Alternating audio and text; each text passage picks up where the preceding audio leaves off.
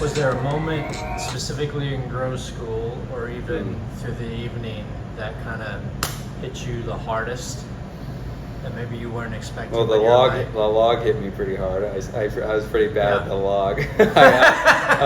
Emotionally, well, yeah. I mean, like I was definitely emotionally. I just like was just during that time when we all shared, was definitely just crying my eyes out. And I remember at the very end, we're pushing this log to the finish line where I have to crawl at the Army crawl, and like you're just so sore at that point. It's just really painful to crawl, and so difficult. I remember we did it at the very beginning, and we're all just crawling so fast, like no big deal. And then at the end, I could barely move, and we're having to push the log at the same time. And then all these guys, families are there, like cheering and yelling, and like that was like, and all these little kids are there, and that really got me. I was just like pushing this log, like crying, and I'm just like I'm so like ready to be done, and it's so cool that these kids are here, and yeah, I guess I mean that I just felt so silly, just like I'm like crying as we're like crawling to the finish line, just like out of happiness and joy and relief and a flood of emotions, that's for sure, there at the end, Feeling failure. I mean, there were multiple times. I don't think so bad throughout the night, other than the Cindy 500, which was just pure failure in itself. But really, once we kind of hit daylight, and I was just gassed. I had given everything I had and had nothing left. And we started the cadre games where I feel like I had let my team down, and I just physically could not perform, and I couldn't get myself over the mental hurdle to tell my body to perform. Man, I mean, just 45 minutes in, I was battling injuries going into it. I told A early on tonight where I don't think I did a true beatdown for like 3 weeks prior to. I really did more rucking, and I was nursing a hamstring, and I was very cautious of it. And so going into it, I was a little worried about it just because I haven't done a beatdown. And then 45 minutes in, you just get kicked across the chin, right? And the mental side of it, which I've always thought that being a baseball guy, I've always had a stronger mentality to me, but never really a guy just screaming at you at the top of you while your face is, planted in the grass, and he's telling you your form sucks and all of that, and why are you here, and those type of things. But it was just that first 45 minutes. I remember looking over. So after Lucky went down, and I started making eye contact with the other 15 guys from Wichita, you could see a little fear in everybody's eyes. And I remember looking over at Gringo at one point and verbalizing, I'm about to quit. And it was, you got this. And it's like, man, I don't know if I have this. I don't know. Why am I here? And, but, it's all about taking you to that cliff, right? And then discovering that you have so much more in you after that cliff. I just didn't realize that cliff would be 45 minutes in, knowing that I have 15 hours left. But I guess I learned something about myself, that I still have 15 hours left in me. And so that was, just amazing. So. I think I realized, I just said a minute ago about, looking out for others. And I probably I realized a level of, I shared this at the sunrise time that they share, had to share.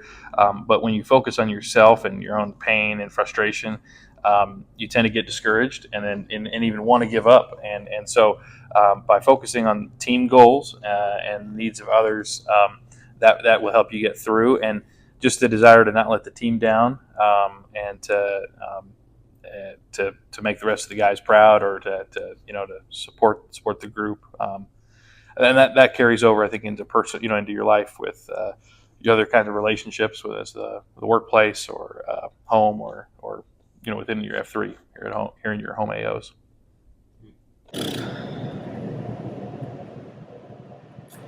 When they put me as platoon leader for the hardest part, which was the heavyweight, the logs and sandbags and all that stuff, I mean, my first reaction was, thank the Lord I don't have to carry that stupid log as much as the other guys. But it's also like, you feel bad because, you are not doing as much as any of them, which to see these guys push through that and just keep pushing and hit the wall, get past the wall, at least from that side, to see everything going on, it was incredible. But to lead in that chaos was very difficult for me. Not having a clue what to do, trying to organize, and it was just getting disorganized as soon as I would try to do something new. And what hit me is we would go, as we were going, we'd get through some neighborhoods, so we had to be quiet, so we couldn't talk. And afterwards, Tommy Boy told us, when you guys were quiet, you moved faster. You were significantly quicker and more efficient. So it was kind of like, almost like a slap, like, just shut up and let them work. So that was a big realization. You don't have to try to do everything. Just give them direction and then get out of the way. I think somebody said, tell them what, don't tell them how. So that was a big thing for me. For me, it keeps resonating. I didn't do GROWRUCK. I lived GROWRUCK. And it was something that throughout the entirety of the event, I lived it out.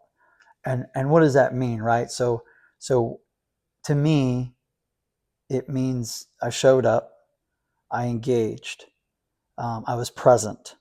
I laid my pride aside. One of the first things we had to do is get face first in the grass, right? Thinking about the men next to me, encouraging them, feeling their pain, leaning on them, trying to contribute where I could, communicating with them, checking on them, just living the experience versus doing these tasks within the experience. I think it's for me anyway, I think it's what makes GROWRUCK really effective. Because if we go and we just move a log or move a sandbag or we do something hard physically, there's only a measurable benefit to that, right? We can get stronger a little bit. We can maybe build some endurance, some mental toughness. And that's pretty well about where it stops. But this idea of living it out and all of these other peripheral ways that are true, relatable life activities, I think for me was what impacted me the most and probably affected me the most. I really appreciated that I could take this really challenging event physically and turn it around and make it immediately applicable to my life. Probably right out of the gates in the middle of the welcome party when Lucky went down and Lucky passed out. And the reason that hit me the hardest was because Lucky and I on 43 were right next to each other all night, right? And now we're like, hey, dude, we get to go through this again. We had just found out that we're going to be all 17 of us in the same platoon. So it's not like I was excited to go through it with every one of those guys, but I was especially excited to go through it with Lucky. So when I watched him go down and they're putting ice blankets over him and like I was there trying to catch him as he's passing out, right? And I'm thinking, man, he's not getting back in this thing, And I'm like, I'm not going to be able to go through this with him like I thought I was. Now, fortunately, what's awesome is however amount of time was there, 30 minutes, an hour, whatever it was, he came back in. And we all cheered him in to come in. So still got to go through it with him.